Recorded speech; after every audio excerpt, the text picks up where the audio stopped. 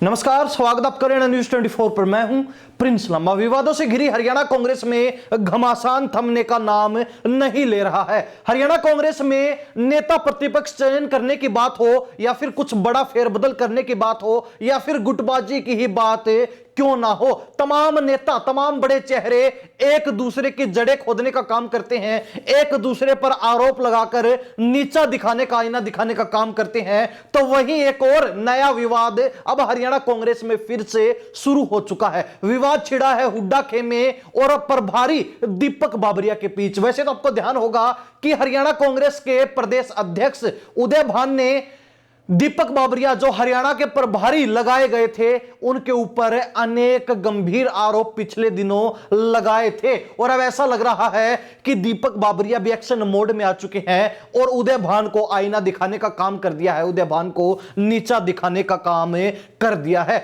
हरियाणा कांग्रेस के अंदर संगठनात्मक तौर पर नियुक्तियां की गई थी और यह नियुक्तियां जो है प्रदेश अध्यक्ष उदय भान के द्वारा 18 दिसंबर को की गई थी, जिसमें 22 जिलों के प्रभारी लगाए गए थे। 22 जिलों में जिला प्रभारी नियुक्त किए गए थे।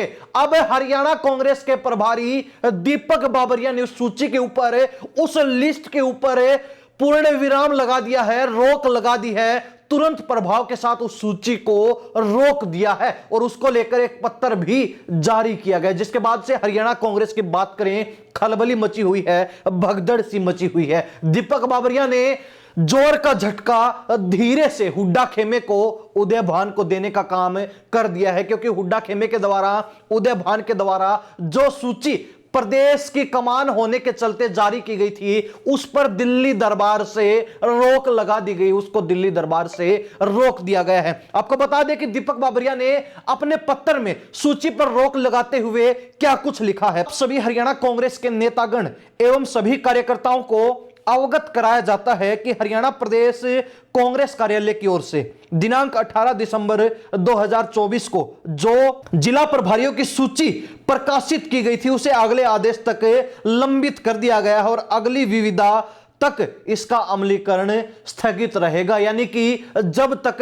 अगली कोई जानकारी साझा नहीं की जाती है, इस सूची के ऊपर कोई फैसला, कोई डिसीजन नहीं लिया जाता है, तब तक यह सूची स्थगित रहेगी, इसी तरीके से अधर में लटकी रहेगी। यानी कि जो 22 जिला प्रभारी नियुक्त किए गए थे, उनमें से किसी को भी अब जिला प्रभारी की जिम्मेवारी नहीं मिलने वाली है। आपको बता दें कि प्रदेश अध्यक्ष उदय भान के द्वारा जो 22 जिलों के प्रभारी लगाए गए थे, उसमें 6 विधायकों को जिम्मेवारी मिली थी, 12 पूर्व विधायकों को शामिल किया गया था, तो वहीं 2 पूर्व मंत्री भी इस सूची के अंदर शामिल थे, जिला प्रभारी लगाए गए थे। और सबका मानना था, हरियाणा कांग्रेस के अन्य नेताओं का यह कहना था कि इस सूची के अंदर जिसमें जिला प्रभारी नियुक्त किए गए हैं, हुड्डा खेमे का दबदबा देखने को मिल रहा है। और इसी के चलते शैलजा खेमे ने, शैलजा गुट ने जब नाराजगी जताई, तो दीपक बाबरिया ने भी उदय भान की रड़क निकालने का मौका नहीं छोड़ा और तुरंत प्रभाव से सूची के ऊपर रोक लगा दी। वहीं आपको बता दें कि दीपक बाबरिया के द्वारा जिस सूची के ऊपर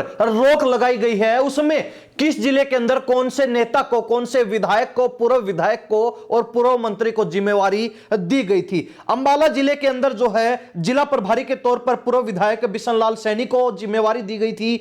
भिवानी में रावदान सिंह पूर्व विधायक को जिम्मेवारी मिली थी। चरखी दादरी में सुभाष गोयल पूर्व मंत्री। फरीदाबाद के अंदर आफ्ताब अहमद विधायक। फतेहाबाद से पूर्व विधायक अमित सिहाग को जिम्मेवारी मिली थी। गुरुग्राम के अंदर पूर्व मंत्री कर्ण सिंह दलाल और को इंचार्ज के तौर पर ठाकुर राजाराम को जिम्मेवारी सौंपी गई थी। हिसार के अंदर शिषपाल केहरवाला विधायक को जिम्मेवारी मिली, तो वहीं झज्जर में पूर्व विधायक चिरंजीवी राव को जिम्मेवारी सौंपी गई थी। जींद के अंदर आनंद सिंह डांगी पूर्व विधायक को प्रभारी लगाया गया, तो वहीं कैथल में सुभाष देसवाल पूर्व विधायक। करनाल के अंदर लहरी सिंह पूर्व विधायक। कुरुक्षेत्र में निर्मल सिंह विधायक। महेंद्रगढ़ के अंदर नरेश सेलवाल विधायक। नूह में रघुवीर सिंह तेवतिया विधायक। पलवल के अंदर लखन सिंगला। पंचकुला के अंदर मेवा सिंह पूर्व विधायक को जिला प्रभारी नियुक्त किया गया था, तो वहीं पानीपत के अंदर भीमसेन मेहता पूर्व विधायक। रेवाड़ी जिला प्रभारी के तौर पर नीरज शर्मा पूर्व विधायक। रोहतक प्रभारी के तौर पर जयवीर सिंह वाल्मीकि पूर्व विधायक सिरसा प्रभारी के तौर पर बजरंग दास गर्ग और सोनीपत प्रभारी के तौर पर संत कुमार, पूर्व विधायक यमुनानगर के प्रभारी के रूप में अशोक अरोड़ा विधायक को जिम्मेवारियां सौंपी गई थी। ये वो 22 नेता और इनमें से ज्यादातर विधायक, पूर्व विधायक और पूर्व मंत्री हुड्डा खेमे से संबंध रखते हैं, हुड्डा के बेहद करीबी माने जाते हैं। और इसी के चलते शैलजा गुट के द्वारा बताया जा रहा है कि नाराजगी जाहिर की गई, जिसके चलते दीपक बाबरिया ने भी अपना बदला लेते हुए इस सूची के ऊपर तुरंत प्रभाव से रोक लगा दी। अब सूची अधर में लटकी हुई है। देखने वाली बात रहेगी कि बिना संगठन के पिछले कई चुनाव लड़ने वाली कांग्रेस पार्टी क्या वास्तव में ही इस तरीके की लड़ाई के बीच, आपसी नेताओं के टकराव के बीच अपना संगठन खड़ा कर पाएगी। अगर इसी तरीके से सूचियां जारी करने के बाद 2-4 दिन के अंदर ही उनके ऊपर रोक लगती रही तो शायद ही कांग्रेस का संगठन भविष्य में भी कभी देखने को मिले। कांग्रेस के नेता बाज नहीं आ रहे हैं, कांग्रेस के अंदर गुटबाजी खत्म नहीं हो रही है। कांग्रेस अब तक हरियाणा के अंदर किसी भी निर्णायक स्थिति पर नहीं पहुंच पाई है। हरियाणा कांग्रेस को लेकर कांग्रेस का जो हाईकमान है वो भी अचंभित है, वो भी चक्रव्यूह में फंसा हुआ है, बीच मंझधार फंसा हुआ है कि आखिर करें तो क्या करें, आखिर फैसला लें तो क्या लें, किस नेता के ऊपर गाज गिराई जाए, किस नेता को जिम्मेवारी दी जाए, किस नेता को ऊपर उठाया जाए, किस नेता के पैर खींचे जाएं। हरियाणा कांग्रेस को लेकर कांग्रेस हाईकमान को भी समझ नहीं आ रहा है। एक तरफ भूपेंद्र सिंह हुड्डा अपना दमखम दिखा रहे हैं तो वहीं दूसरी तरफ कुमारी शैलजा भी हरियाणा कांग्रेस के अंदर हुड्डा को काटने का काम कर रही है और लगातार नेता एक दूसरे की इसी तरीके से जड़ें खोद रहे हैं, जिसके चलते हरियाणा कांग्रेस चुनाव भी हारती जा रही है। इस बार का चुनावी नतीजा भी उम्मीद से परे था, लेकिन हरियाणा कांग्रेस लगातार इस चुनावी हार के पीछे ईवीएम को कारण बता रही, ईवीएम को दोषी ठहरा रही है और कोई भी नेता हार की जिम्मेवारी